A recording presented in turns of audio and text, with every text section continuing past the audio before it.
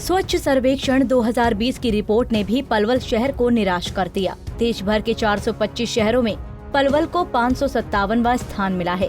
भले ही हरियाणा ने देश भर में बेहतर प्रदर्शन किया, लेकिन पलवल जिला खिसकते खिसकते प्रदेश में नीचे से पहले यानी फिसड्डी शहरों में अव्वल आ गया। इस वर्ष मिली स्वच्छता की रैंकिंग पिछले वर्ष की अपेक्षा 74 अंक और नीचे गिर गई है, जिसको लेकर जिला वासियों में नाराजगी है।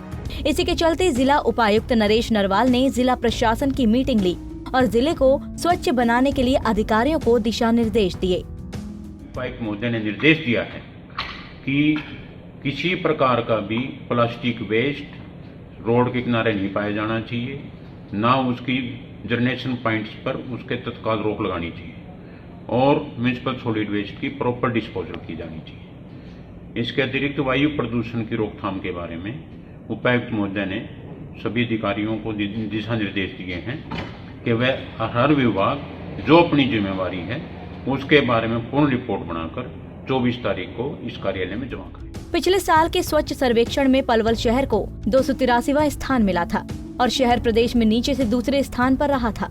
वर्ष 2018 में जरूर पलवल का बेहतर प्रदर्शन रहा, जबकि 246वीं रैंक के साथ यमुनानगर, पानीपत, जींद, सिरसा, रेवाड़ी पलवल से पीछे रहे थे।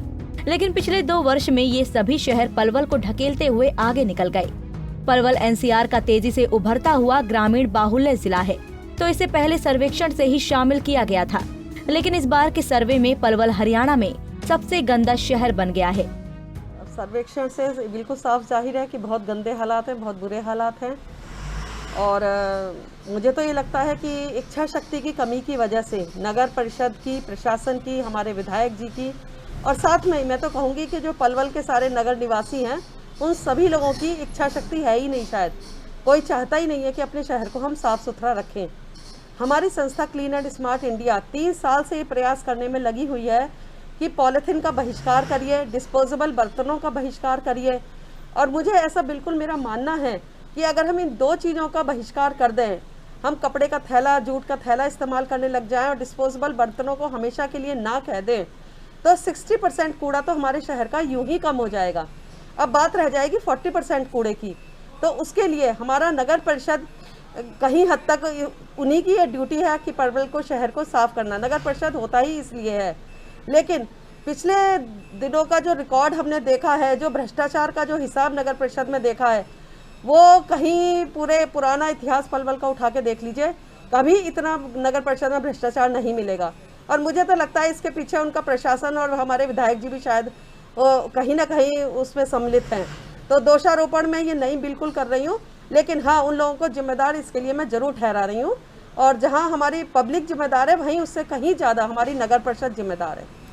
पहली बार ऐसा हुआ कि नाले बिल्कुल अटे पड़े थे, घरों में पानी चला गया लोगों के में। हाँ, क्या नगर परिषद को क्या करना चाहिए?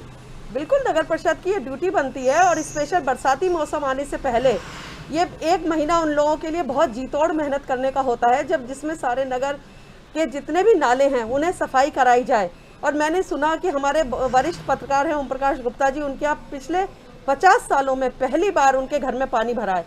तो इसके पीछे कहीं ना कहीं नगर परिषद के कर्मचारी जिम्मेदार हैं और जो रुके हुए अवरुद्ध ये जो नाले हैं, नालियाँ हैं, सीवरेज है, इन सब का पूरा समाधान होना चाहिए और इसमें चाहे पब्लिक आती हो साथ में, चाहे प्रशासन आता हो, मिलजुल के इसका समस्या का समाधान निकालना चाहिए। ये बहुत जरूरी है हमारे शहर के उत्थान के लिए। क्लीन एंड स्मार्ट इंडिया की अध्यक्ष नमिता तायल ने कहा कि जो परिणाम आया है उसके लिए प्रशासन और शहर के नागरिक बराबर जिम्मेदार है। ये तो तय है कि नगर परिषद से शहर की सफाई व्यवस्था ठीक हो जाने की उम्मीद ही करना बेमानी है, लेकिन साथ ही साथ ये भी है कि जब तक शहर का हर आदमी अपनी जिम्मेदारी नहीं समझेगा, तब तक भी स्वच्छता के मामले में शहर को उचित स्थान दिलाने का ख्वाब अधूरा ही रहेगा। पलवल से दिनेश कुमार, पंजाब केसरी टीवी।